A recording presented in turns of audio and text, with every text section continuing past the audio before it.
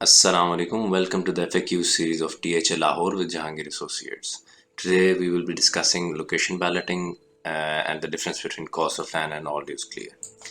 Location balloting क्या होती है? लोकेशन बैलेटिंग जो एलोकेशन फाइल है आपकी, जिस पे आपका एग्रीमेंट हुआ है, जिस पे डीएचए ने एक वादा किया है कि जी फॉर एग्जाम्पल एक फेज की एग्जांपल ले लेते हैं कि आपकी एलोकेशन फाइल थी 9 प्रिज्म की।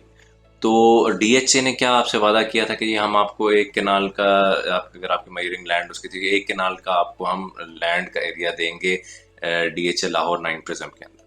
अब डीएचए लाहौर 9 प्रिज्म के लिए लैंड एक्वायर करते हैं, उसके मुताबिक वो लैंडस्केपिंग करते हैं, मैप बनाते हैं और एक डेट रख लेते हैं कि इस दिन बैलेटिंग होगी।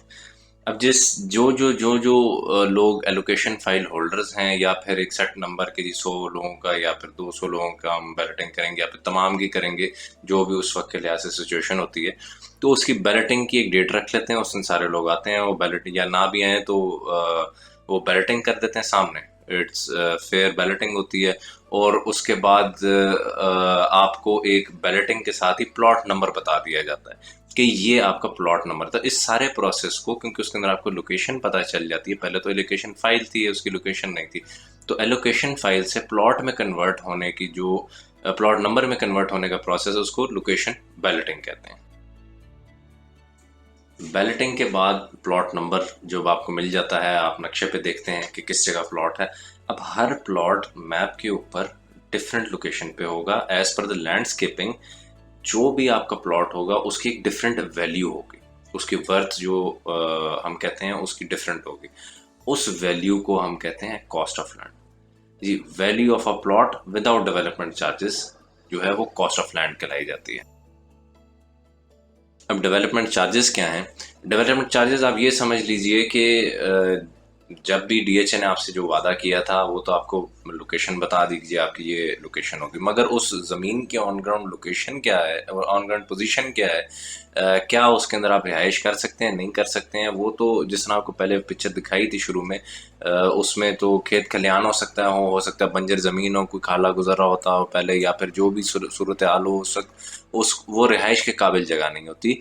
तो उस जगह सड़कें बनाना, उससे पहले उसकी इलेक्ट्रिक वायरिंग करना, उसके अंदर गैस की लाइंस बिछाना या और जो यूटिलिटीज़ की रिक्वायरमेंट होती है वो करना, वो तमाम चीज़ें उस प्रोसेस के अंदर पैसे लगते हैं, उसको डेवलपमेंट चार्जेस कहते हैं।